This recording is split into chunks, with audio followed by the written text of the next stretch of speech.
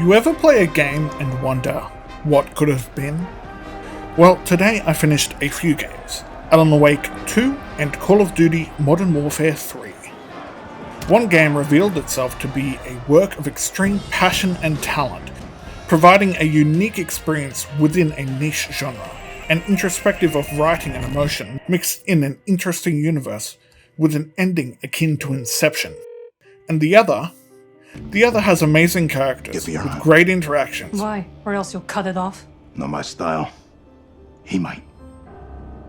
Why the mask? To hide my face.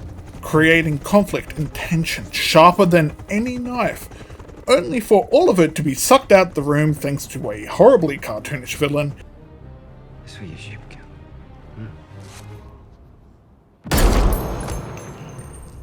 The loss of V's Electra. That is a failure that must not go unpunished. Right. Rico Rodriguez has returned. A forced plot.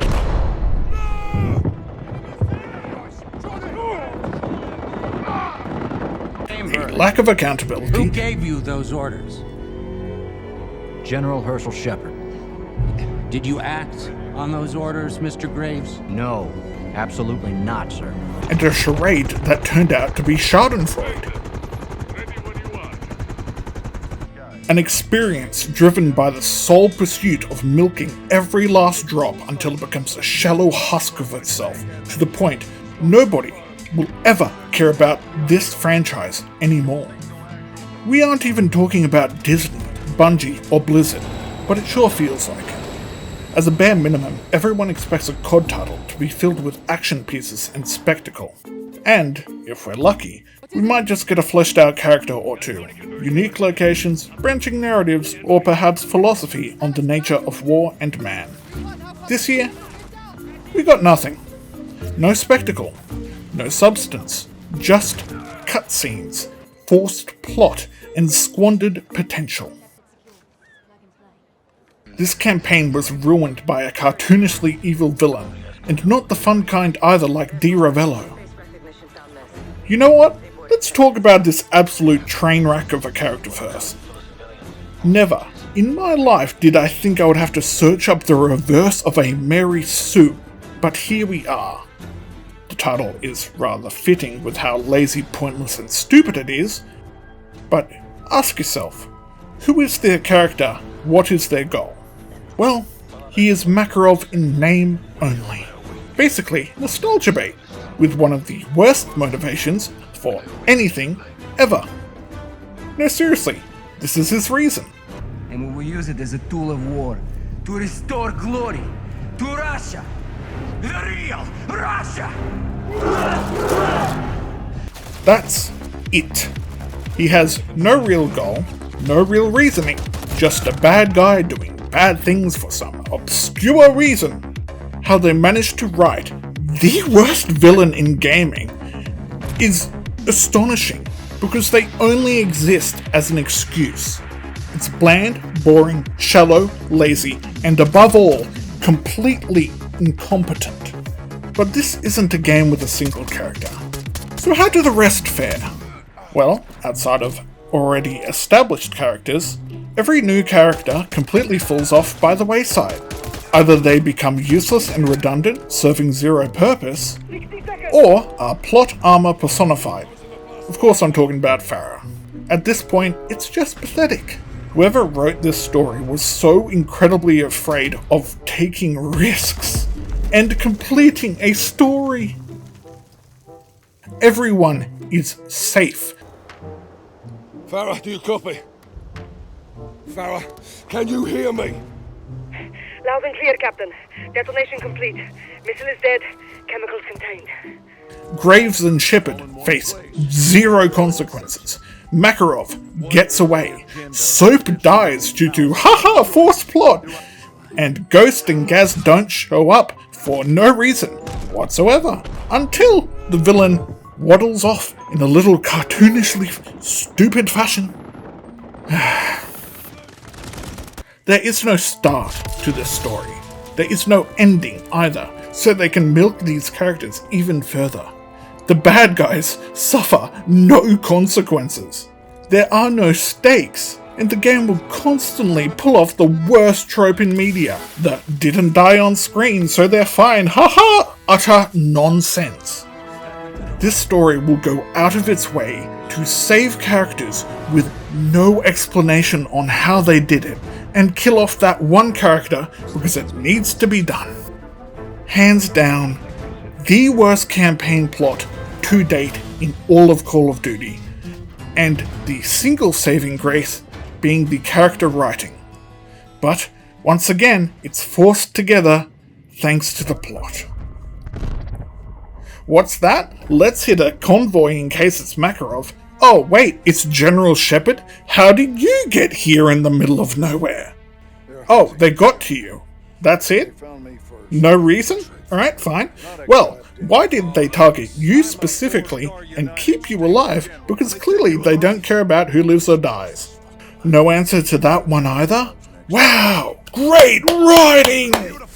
I'm sorry, did the people who wrote this entire thing also write The Last Jedi?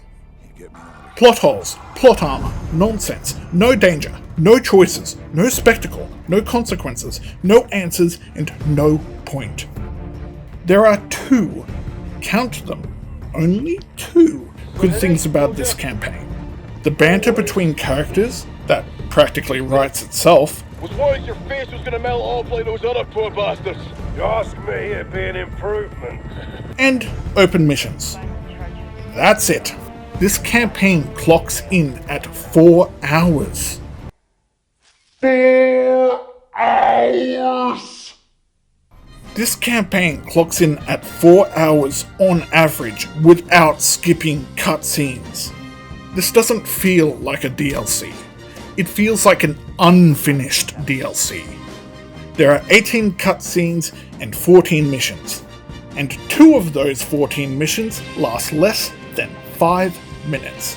Deep Cover and Passenger, the latter being the new No Russian.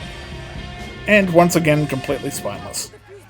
Deep Cover is an exceptionally pathetic example given what would normally happen in this setup. You know, multiple choices, infiltrate, few ways to do it. No, just get into a room, off 2 people, grab a keycard, and escape the fart gas. Seriously, it's green. That's how bad this game is. Let me explain real quick. Out of all the colours poison can be, green and purple is the worst, because they directly resemble bad things in cartoons, essentially making it childish. Want an example of something better that took less than 2 seconds to think of? Yellow or pale green. One resembling mustard gas, the other death itself, or I guess the steed that horseman rides. The new No Russian also looks like it was in part inspired by The Dark Knight Rises, while also failing to understand the laws of physics. Whoever wrote this saw something, tried to fit the square peg in the round hole, and never watched a single episode of Mythbusters. And if you think again that there is no possible way that any of this is inspired by movies, think again. Nick will pull you out via fixed wing. The balloon. Skyhook. If Makarov's there. The CIA had a program back in the 60s for getting their people out of hot spots called Skyhook. It's no longer a joke. Sledgehammer will take something good, do it again, and make it worse in every possible way they can. With such a consistent track record of failure, it's a wonder how the people responsible still have a job. Don't worry though, if you think it's bad that the No Russian mission is spineless, just wait till you realize someone getting caught in the crossfire is completely fine as long as it's not intentional. At least those cutscenes are basically inspired by Transformers, without the explosions of robots. In other words, they're just kinda boring. Look, in a story, you have a beginning, middle, and an end.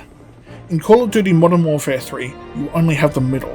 This saga started with much better games, and there is no ending except for a single character. With no start, no ending, that only leaves the middle. Oddly fitting for this game, because that's what it is. Mid. I don't hate it, but I don't like it either. It is simply a 5 out of 10, with no real feelings one way or another. No real feelings except one: apathy. And in a way, that is the worst possible outcome for every form of entertainment. In a week, the multiplayer will come out, and I'll take a look at that as well. Subscribe if you're interested. But for now, another game came out recently. A game that I mentioned before and I think is worth talking about. A game that did everything that Modern Warfare 3 didn't. A game I want to do justice with a proper review, so it will take some time. And so, as always, more to come.